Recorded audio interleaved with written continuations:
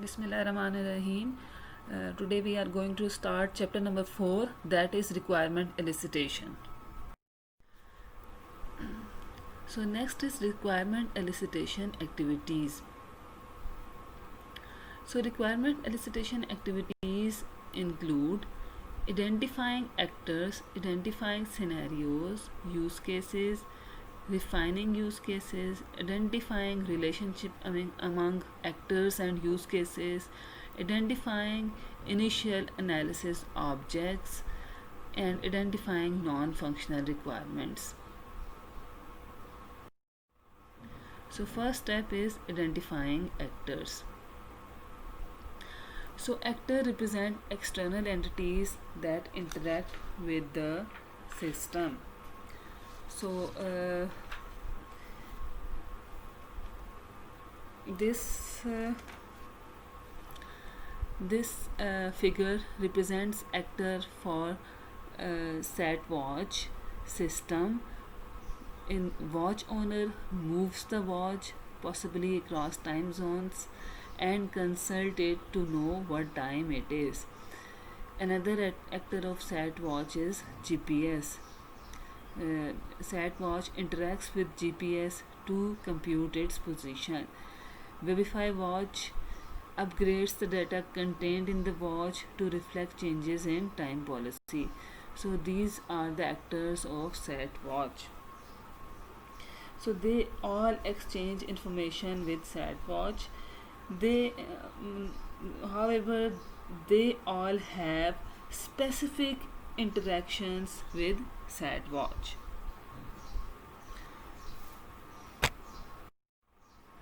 So another example is from Friend, which is a distributed information system for accident management. So it includes many actors such as field officer and dispatcher. So field officer represents the police and the fire officers who are responding to an incident, and dispatcher who is the police officer responsible for dispatching resources to an incident. So Friend supports both actors by keeping track of incidents, resources and task plans.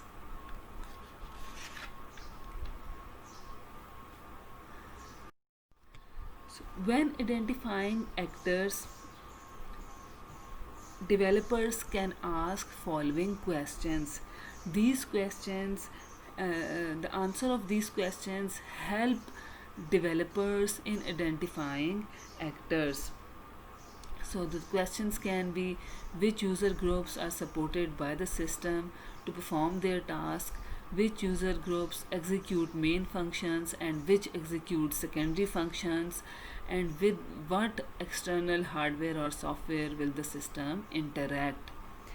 So once the actors are identified, the next step in the requirement elicitation activity is to determine the functionality that will be accessible to each actor. So this information can be extracted using scenarios and formalized using use cases.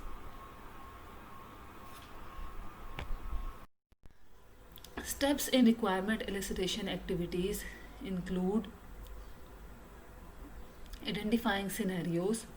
So what is scenario? Scenario is a narrative description of what people do and experience as they try to make use of computer systems and applications. It is a concrete, focused, informal description of a single feature of system used by a single actor. So a scenario indicates one possible case, while in use case there can be many possible cases. So scenario can be from the viewpoint of a single actor. So scenarios can have many different uses during the software life cycle. So as a scenario and visionary scenario are used in requirement elicitation activity. Evaluation scenario can be used at client acceptance test activity. Training scenario can be used in system deployment activity. So there are various types of scenario. As a scenario which is used in describing a current situation. It is used in re-engineering projects. Example is description of a ladder chess.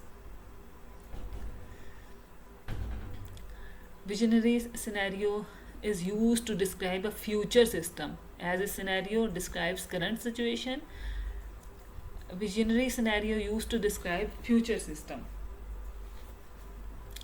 So it is used in greenfield engineering and also re-engineering projects. So example can be a description of an interactive internet-based tic-tac-toe game tournament. So then the evaluation scenario, user task again which the system is to be evaluated. So it is used in user acceptance test activity. So example of it can be 4 users, 2 novice, 2 experts play in a tic-tac-toe tournament in arena. So then the training scenario is a step-by-step instructions that guide a novice user through a system. It is basically for guiding purpose of a new user. Example can be how to play tic-tac-toe in the arena game framework. So this is an example scenario of a warehouse on fire. The warehouse on fire scenario for the report emergency use case. So the flow of events are given.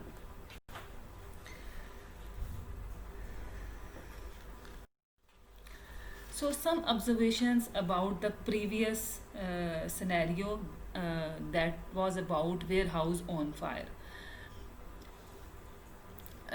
That we have even more scenarios. Now, not only warehouse on fire, but we can have other scenarios as well, like report fire in a car, like flat on fire, like cat on fire, like truck on fire.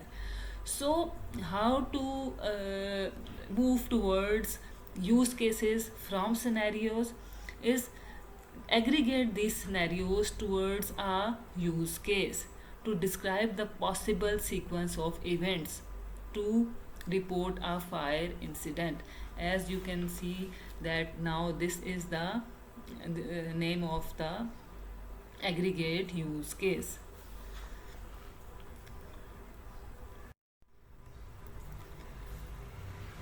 Identifying use cases. So use case is what? Use case is a abstraction of scenarios.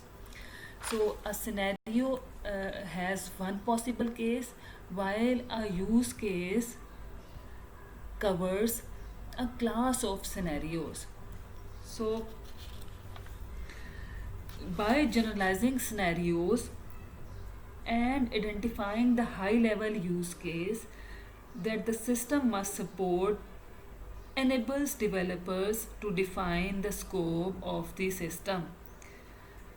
So use case is flow of events, as you are familiar with it, initiated by actor. It has a name, it has a entry and termination condition. It is represented by an oval shape. The set of all use cases specifying the complete functionality of the system. This is the use case model. Next is scenario is basically instance of a use case. That is a use case specifies all possible scenarios for a given piece of functionality. So use case represents a complete flow of events through the system. So these are the steps for the creation of use case. If you want to describe use case in more detail, you have to follow these steps: participating actors, entry condition, flow of events, exit condition, exceptions, and special requirements. So use case for uh, report emergency. As you can see, the participating actor is mentioned, initiated by field officer and communicates with dispatcher. So it is initiated by the actor, initiated by field officer. So then the flow of events are given, then the entry condition, then the exit condition, that this condition must be true in order to start the use case, in order to start the flow of events. And exit condition, after the end of the flow of events, this condition must be met. So quality requirements are mentioned. So next is refining use case. The next step in the requirement elicitation activity is to refine the use case. So the following aspects of use cases initially ignored are detailed during the this refinement phase. So the elements that are manipulated by the system, by the system, as the system is name is friend. So the elements that are manipulated by the system are detailed. For example, here the form details are mentioned. The sentences in italics show the refinement steps of added to previous use case. So uh, the low level sequence of interactions between the actor and the system are specified. So in this we added information about how the dispatcher generates an acknowledgement by selecting resources. How dispatcher generates an acknowledgement by selecting resources. So in this way we refine the previous use case. So access rights, which actor can invoke which use cases are specified. Missing exceptions are identified in the refinement step, and common functionality among use cases are factored out to be to make include and extend to make include relationship. So these aspects should be kept in mind while refining use cases. So next step is identifying relationship among actors and use cases. So first is communication relationship between actors and use cases. So communication relationship between actors and use cases represents the flow of information during the use case. So this example of communication relationship among actors and use cases in friend.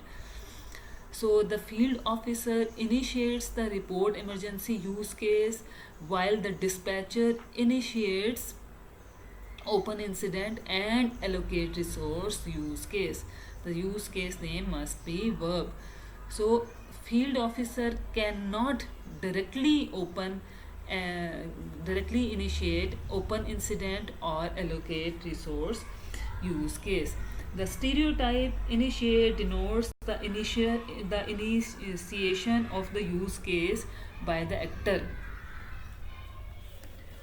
and participate stereotype denotes that an actor who do not initiate the use case communicates with the use case, as dispatcher do not directly initiate report emergency use case but communicates with it.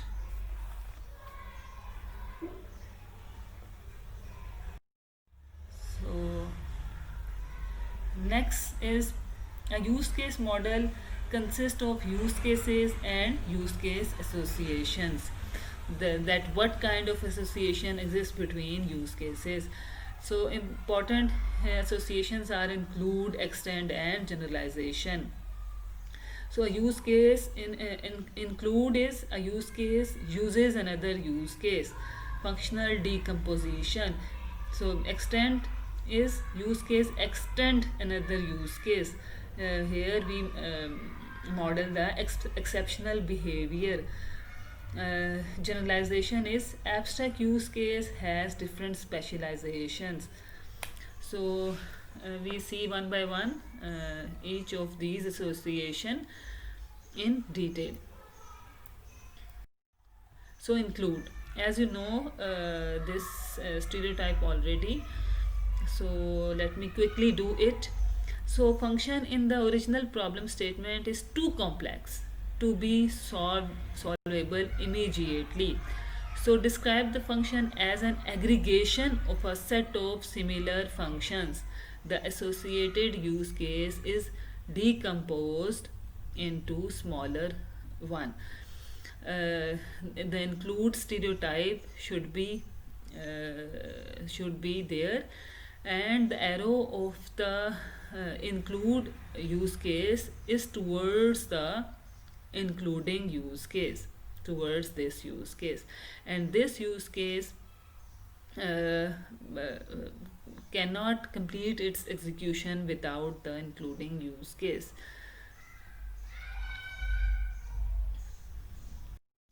So next condition to mention to include this kind of relationship between use cases is from reusability perspective. So the include association from use case A to use case B indicates that an instance of the use case A performs all the behavior described in use case B. So if a behavior is common among several use cases, we put that behavior in one single use case and include that from several include the use case from several other use cases. So in this way we can reuse existing functions. So the arrow will be towards this use case. So the use case view map describes behavior that can be used by the use case open incident and allocate resources. So this is base use case, this is supplier use case. So base case cannot exist alone, it is always called with the supplier use case. It can't complete its execution without the supplier use. Then the extend relationship. So the use case report emergency is complete by itself. We mention exceptional conditions using extend stereotype. So but can be extended by the use case help for a specific scenario in which the user requires help. So in this the base use case is complete by itself, like during login, if the use case is login and there can be extend relationship with a use case forget password. So the base use case can be executed without the use case extension. So then the generalization association in use cases, as you are already must be already familiar with this, that is the parent child use case relationship. So validate user can be occurred validation of user can be either by checking password or by checking fingerprints. So consider the use case validate user responsible for verifying the identity of the user.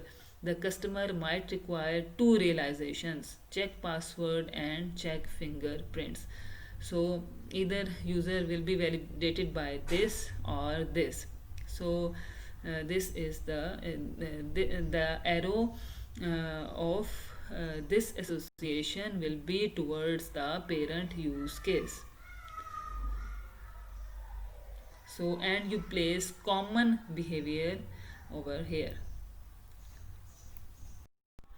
Identify initial analysis object. So to establish a clear terminology, developers identify participating objects for each use case.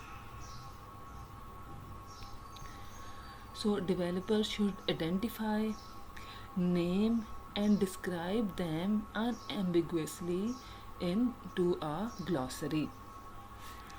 So the identification of participating objects results in the initial analysis object model. So this is a first step towards the complete analysis object model. So during requirement elicitation, participating objects are generated for each use case. Now next step is to identify participating objects from each use case, and this is considered first step towards the complete analysis object model. So the table shows initial participating objects for report emergency use case.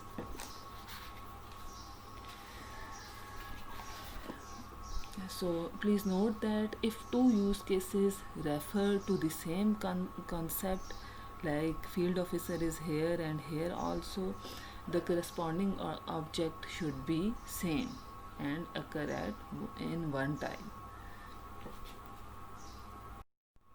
So last step is identify non-functional requirements. So non-functional requirements describe aspects of the system that are not directly related to its functional behavior. So once the client and the developers identify a set of non-functional requirements, they can organize them into refinement and graphs to identify further non-functional requirements and identify conflicts. So this is the summary